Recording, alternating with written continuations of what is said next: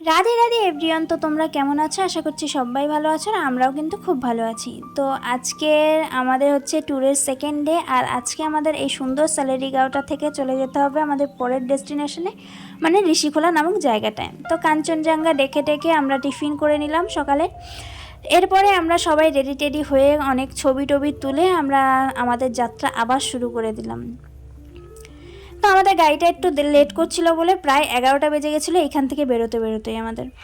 তো এরপরে দেখো আমি দেখছি যে চারপাশে কত গাছ, আর কি বড় বড় লম্বা লম্বা গাছ এগুলো, আর পুরো খাদের মধ্যে। তো ভাবলাম কালকে এই রাস্তা ধরেই এসছিলাম, মানে এই যে মেঠো রাস্তাটা ধরেই আমরা নাকি এখানে এসছিলাম। তো কালকে তো আস্তে আস্তে মানে প্রায় বিকেল হয়ে গেছিলো, আর খুব ক্লান্তও ছিলাম। মানে আমাদের ট্যুরের সব থেকে বেশি জার্নি হয়েছিল আমাদের আজকে, মানে আজকে বলতে কালকে।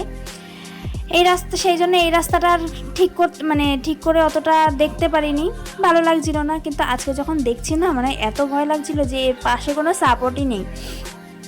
তো ভগবানের নাম করে বসে গেছি তো গাড়িতে, আর ভাবছি যে কালকে যখন কিছু হয়নি বা ভগবানের ইচ্ছা হয়তো আজকেও কিছু হবে না। বাট শুধু ভাবছি যে সাইডের দেখো কোনো কিছু মানে সাপোর্ট নেই, মানে শুধু গাড়িটাই চলছে। তো এরপরে আমরা একটা পাকাপোক্ত রাস্তায় আসলাম। তো আসার পরে দেখো ভিউটা কি সুন্দর, মানে সাদা সাদা মেঘ, চারদিকে পাহাড়, সুন্দর রাস্তা, মানে খুব সুন্দর লাগছিল। তো এরপরে কিছুক্ষণ যাওয়ার পরে একটা জায়গায় দাঁড়ানো হলো। ঠিক এই জায়গাটায় দেখো সব গাড়ি দাঁড়িয়ে রয়েছে, এই জায়গাটায় দাঁড়ানো হলো। তারপর সবাই চা খেয়ে নিল। আর মেনলি এখানে দাঁড়ানো হয়েছিল যে জেরক্স করার জন্য, কারণ আমরা যতগুলো হোমস্টেতে থাকবো সব জায়গায় নাকি আমাদের ডকুমেন্টসগুলো দিতে হবে, তাই অনেকগুলো ডকুমেন্টস লাগবে। আর এত সুন্দর রাস্তা আর প্রাকৃতিক দৃশ্য দেখে না আমরা সবাই মিলে ছবি তুলতে বসে গেছি এই রাস্তার মধ্যেই দেখো। তো এরপরে আবার কিছুক্ষণ চলার পরে আবার গাড়ি থামলো। তো জানতে পারলাম যে এটা একটা কোনো বর্ডার রয়েছে। তো সবাই নাকি এখানে মানে সমস্ত চেক টেক হবে গাড়ির পেপার। সেই জন্য সবাই নামছিল। বাট অংশু যেহেতু ঘুমিয়ে পড়েছিল, আমি আর পাপান দেখো নামিনি। পাপান বসে বসে চিপস খাচ্ছে, আর সবাই নেমে গেছিলো দেখতে চারদিকটা। তো এরপরে না আমরা চলে আসলাম আমাদের ডেস্টিনেশনের কাছাকাছি দেখো। আর আসার সঙ্গে সঙ্গে দেখো পাথুরে রাস্তা, আর চারপাশে বড় বড় বড় ছোট অনেক পাথর রয়েছে, আর তার মাঝখান দিয়ে বয়ে গেছে একটা সুন্দর নদী। দেখো কি সুন্দর না জায়গাটা। তো এইখানে জলটা না অতটা পরিষ্কার লাগছিল না, কারণ এখানে রাস্তা হচ্ছিল। দেখো চারপাশে দেখলেই বোঝা যাচ্ছে যে রাস্তাটা হচ্ছে, বাট তাতেও জলটা কিন্তু অনেকটাই পরিষ্কার। ছোট্টখাট্টো মানে নদী, খুব গভীর না। দেখো এখানে একটা গাড়ি নামিয়ে গাড়িটাকে পরিষ্কার করা হচ্ছে, সুন্দরভাবে ধোয়া টোয়া হচ্ছে, আর আমরা এই জলের মধ্যে থেকেই যাচ্ছি। কি সুন্দর না, ভাবতেই কেমন লাগে।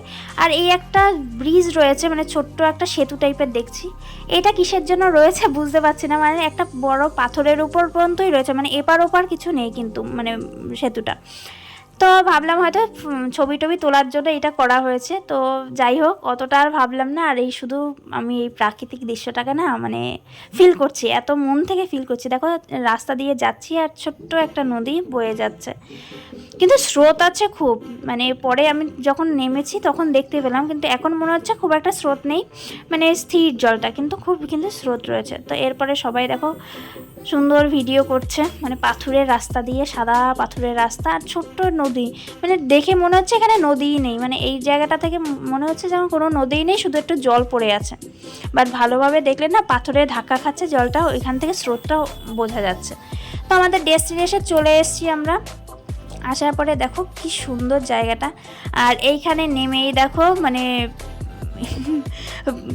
অংশু আর কি এর নাম দিয়েছে, আরোহীর নাম দিয়েছে পিঙ্কি, না পুঙ্কি ওর নাম দিয়েছে পুঙ্কি। তো পুঙ্কি বলেই ডাকে ওকে। আর দেখো হোমস্টেটা কি সুন্দর না, মানে এখন আমাদের রুমগুলো একটু পরিষ্কার হচ্ছে বলে আমরা বাইরে দাঁড়িয়ে আছি, আর এত সুন্দর হাওয়া দিচ্ছে। আর এই জায়গাটার ওয়েদারটা না খুব সুন্দর, মানে না গরম না ঠান্ডা, মানে দারুণ ওয়েদার। আর আগের দিন যেখানে ছিলাম মানে সালেরিগাঁওতে, ওখানে না বিভৎস ঠান্ডা ছিল রাত্রেবেলা কি দিনের বেলাতেও ঠান্ডা ছিল। বাট এই দেখো এবার বুঝতে পারবে স্রোতটা দেখো কীরকম, দেখেছো। আর আমরা মানে কতটা উঁচুতে রয়েছি দেখো জায়গাটা থেকে, অনেকটাই উঁচুতে। আর এত সুন্দর না ভিউটা, না গেলে মানে ফোনের মধ্যে জানি না কেমন লাগছে, বাট রিয়েলে খুব সুন্দর লাগছিল। এরপর আমরা ফ্রেশ হয়ে নিলাম, আর ওই নদীতে যাব বলে রেডি হচ্ছে সবাই। আর এইখানে দেখো অংশু আর আরোহী দুজনে মিলে বালি নিয়ে খেলছে, মানে ওদেরও ভালো লাগছে এই জায়গাটা। আগের দিন তো মানে ঠান্ডায় আর মানে জার্নিংয়ের জন্য ওদের সবারই একটু শরীরটা খারাপ লাগছিলো, আর যেহেতু ঠান্ডা ছিল দেখবে ঠান্ডায় না বাচ্চারা অতটা খেলতে পারছিল না, বাট এখানের ওয়েদারটা এত ভালো লেগেছে ওদের, তো ওরা খেলছে। আর এই দেখো এই সিঁড়ি দিয়ে নামতে হচ্ছে আমাদের, কতটা উপর থেকে নামতে হচ্ছে ভাবতে পারছো, মানে এতটাই মানে নামতে গেলে না সত্যিই ভয় লাগছিল। এরপরে দেখো আর অংশুর পাপা মানে কোনো মতে অংশুর হাত ছাড়ছে না, আর অংশু শুধু ওই জলের মধ্যে যাবে বলে লাফালাফি করছে। আর এইবার দেখো জলটা কি সুন্দর না জায়গাটা, দেখে মনে হচ্ছে কত ছোট একটা নদী, কোনো স্রোত নেই কিছু নেই, কিন্তু পাথরে ধাক্কা খেলেই জিনিসটা বোঝা যাচ্ছে যে এতটাই স্রোত রয়েছে এখানে। তো এখানেও দেখো অংশুকে টেনে ধরে ওর বাবা দাঁড়িয়ে রয়েছে, কিন্তু অংশু ওর মধ্যেই যাবে। আর আমাদের ওই দাদাটা দেখো ঠিক ওই পাথরের মধ্যেই উপরে গিয়ে বসে আছে। আর কতটা স্রোত বুঝতে পারছো।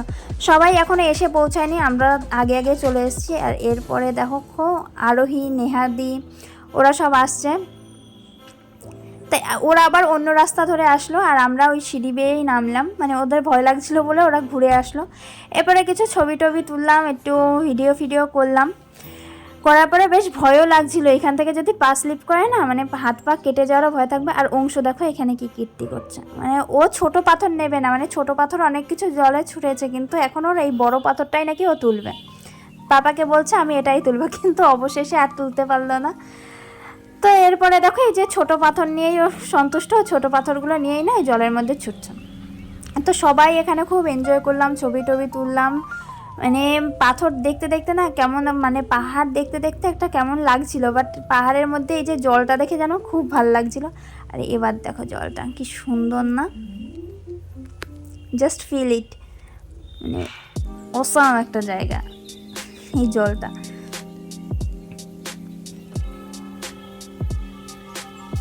তো এই সুন্দর নদীটার মধ্যে অনেকটা সুন্দর সময় কাটিয়ে আমরা ফিরে গেলাম আবার আমাদের হোমস্টেতে। সেখানে গিয়ে লাঞ্চ করলাম, আর তারপর কিছুক্ষণ রেস্ট করে নিলাম। আর রাত্রবেলার ভিউটা দেখো, রাত্রবেলার ভিউটাও কিন্তু খুব সুন্দর, মানে চারদিকে অন্ধকার, আর অন্ধকারের মধ্যে আমরা যেন আলোর মধ্যে রয়েছি। তো আর চারদিকে তাকালে না মানে পাহাড়ের মধ্যে যে বাড়িগুলো রয়েছে সেখান থেকে আলো আসছে, দেখে মনে হচ্ছে যেন আকাশের তারা ওগুলো, আর আমরা আকাশের মধ্যে রয়েছি, দেখতে কিন্তু খুব সুন্দর লাগছিল জায়গাটা। আর এখানে বনফায়ারের ব্যবস্থাও ছিল, আর মিউজিকও ছিল। তো বাচ্চাগুলো দেখো নিজের মতো করে নাচছে, আর আমরাও খুব আনন্দ করছিলাম। তো এরপরে ডিনার করলাম আর ঘুমিয়ে পড়লাম, কারণ কালকে সকালে উঠে আবার আমাদের যেতে হবে অন্য একটা জায়গায়। তো সেই জন্য বেশি রাত আর করলাম না। তো ভিডিওটা ভালো লাগলে লাইক, কমেন্ট আর শেয়ার করতে ভুলো না, চ্যানেলটাকে সাবস্ক্রাইব করে নিও। তো টাটা।